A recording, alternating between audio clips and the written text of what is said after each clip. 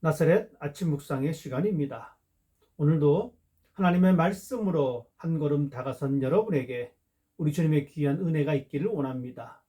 오늘 함께 생각할 말씀은 사무엘상 28장 3절에서 7절까지의 말씀입니다. 쉬운 성경 버전으로 읽겠습니다. 사무엘이 죽었으므로 모든 이스라엘 사람들이 사무엘을 위해 슬퍼하며 사무엘을 그의 고향 라마에 장사 지낸 지 이미 오래되었습니다. 사울은 이스라엘 땅에서 무당과 점쟁이를 쫓아냈습니다. 블레셋 사람들은 모여서 수넴의 진을 쳤고 사울은 모든 이스라엘 사람을 모아 길보아에 진을 쳤습니다. 사울은 블레셋 군대를 보고 그 마음이 두려워 떨었습니다. 사울이 여호와께 기도드렸지만 여호와께서는 꿈으로도 우림으로도 예언자로도 대답해 주지 않으셨습니다. 그래서 사울은 자기 종들에게 명령했습니다. 가서 무당을 찾아보아라. 내가 그에게 가서 물어봐야 되겠다. 그러자 종들은 엔돌에 무당이 있습니다. 라고 대답했습니다. 아멘. 오늘 우리가 마주한 성경 본문은 아주 충격적인 사건을 기록하고 있습니다. 그것은 바로 사울 왕이 무당을 찾았다는 것입니다. 구약성경 레위기와 신명기에는 분명하게 금지하고 용납하지 말라고 기록하고 있습니다. 사울 왕도 이 말씀을 분명히 알고 있었고 실제로 무당과 점쟁이들을 이스라엘 땅에서 쫓아내기도 했습니다. 그런데 어떻게 된 영문인지 도리어 사울 왕이 급하게 무당을 찾고 있습니다. 그 배경에는 사울의 마음속에 자리 잡은 다급한 마음과 두려운 마음이었습니다. 블레셋 사람들이 군대를 이끌고 이스라엘을 공격하려고 모였습니다.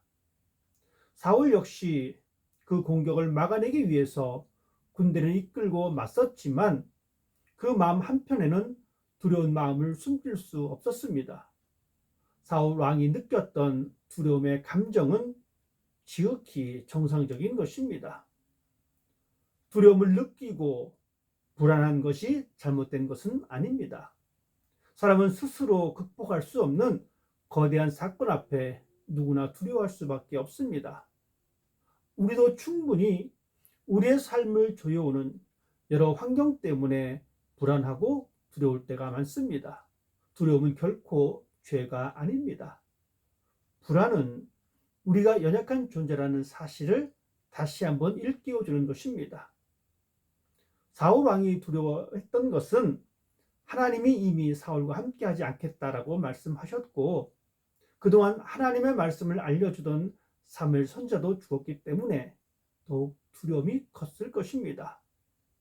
그럼에도 불구하고 사울 왕은 자신의 처지를 극복해 보려고 하나님에게 기도를 드립니다. 블레셋의 군대를 대항하기 위해 어떻게 해야 할지, 자신이 세운 계획이 승리를 가져다 줄지 확인하고 싶었을 것입니다. 그런데 하나님은 침묵하셨습니다. 사울 왕의 입장에서는 아주 절박한 상황입니다. 기도를 했지만 아무런 변화가 없습니다. 어떠한 징조도 찾을 수 없는 상황입니다. 6절 말씀에 보면 꿈으로도 우림으로도 선지자로도 하나님은 대답하지 않으셨습니다. 이 모든 방법들은 구약시대에 하나님의 뜻을 묻기 위한 방법들이고 성경은 이런 방법을 통해서 하나님의 뜻을 알려주시기도 했습니다. 사울왕은 더 이상 참을 수 없었습니다. 자신을 향해 조여오는 그 환경 때문에 두려움을 떨쳐버릴 수가 없게 되었습니다. 적들의 움직임도 심상치 않습니다. 자신의 군대들도 술렁거리기 시작했을 것입니다. 사울 왕은 시간이 흐를수록 초조하고 답답해졌습니다. 왜냐하면 하나님의 응답을 받지 못했기 때문에 당연히 그의 군인들은 사기가 점점 떨어질 수밖에 없었습니다. 이쯤 극적으로 하나님께서 응답하셨으면 좋을 것 같은데 여전히 하나님은 침묵하셨습니다. 사울 왕은 하나님의 침묵을 더 이상 기다릴 수 없었습니다. 자신이 느끼는 이 두려움을 어떻게든 극복하고 싶었습니다. 그리고 마침내 다른 제안을 찾게 됩니다. 7절 말씀에 이렇게 기록하고 있습니다. 가서 무당을 찾아보아라. 내가 그에게 가서 물어봐야 되겠다. 우리가 살아가고 있는 이 세상도 비슷할 때가 많습니다.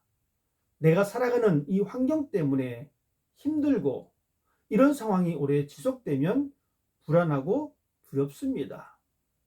선명하게 그려지는 우리 자신의 삶의 모습이 보이지 않아 답답하고 초조합니다. 세상과 맞서 싸우고 있지만 여전히 뒤처지는 나의 모습에 염려도 됩니다. 세상의 가치관을 따라 살아가는 사람들은 여전히 좋게 보이는데 믿음의 길을 걸어가는 내 모습만 초라하게 보이기도 합니다. 보이지 않는 하나님의 나라에 대한 신념도, 내가 걷는 이 길이 진리의 길이라는 확신도 점점 사라지고, 구원받은 백성의 감격도, 신앙의 기쁨도 점점 사라지고 있는 이 시간들이 불안하기도 합니다. 이런 염려 때문에 우리는 하나님에게 매달리게 됩니다. 나의 길을 선하게 인도해 주시기를 기도합니다. 나를 푸른 초장으로 쉴만한 물가로 인도해 달라고 기도합니다. 원수의 목전에서 상을 베풀어 달라고 기도합니다.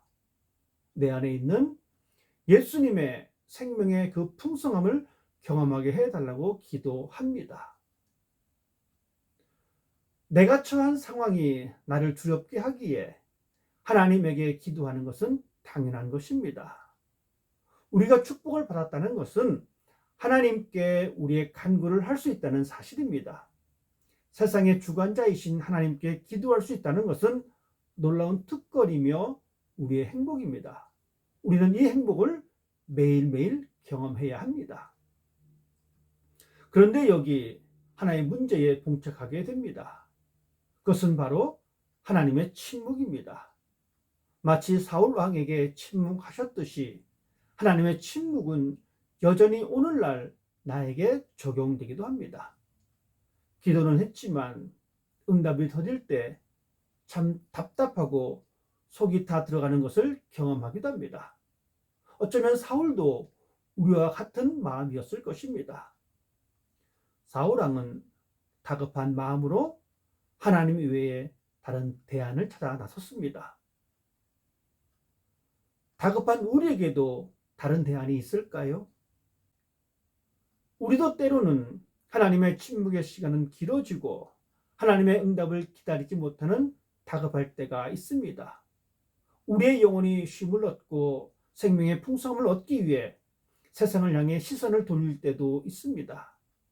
마치 사울 왕이 무당을 찾았듯이 지금 우리도 내 영혼의 만족을 위해서 끊임없이 두리번거리고 있지는 않은가 우리 자신을 점검해 볼 필요가 있습니다. 우리에게 다른 대안은 없습니다. 오직 우리의 영혼과 생명은 하나님만이 해결자 되십니다. 다른 곳에서 영혼의 안식과 생명을 찾지 말아야 합니다. 오직 구원은 하나님 한 분입니다. 우리에게 주어진 시간, 인내하며 기다리는 은총이 있기를 원합니다. 기도하겠습니다. 오직 하나님 한 분만이 내 삶의 해결자가 된다는 확고한 믿음이 흔들리지 않게 하시며 우리의 삶 가운데에 하나님의 응답의 시간을 기다릴 줄 아는 사람이 되기를 원합니다. 비록 내 삶의 상황이 다급하고 절박하다 할지라도 인내하며 하나님의 시간을 기다릴 줄 아는 믿음의 사람으로 살아갈 수 있도록 성령님께서 저의 마음을 온전하게 지배하여 주시옵소서. 오늘도 주어진 삶 가운데 우리의 연약함을 고백하며 겸손히 십자가의 은혜를 구하며 우리 주님 예수 그리스도 이름으로 기도드립니다. 아멘.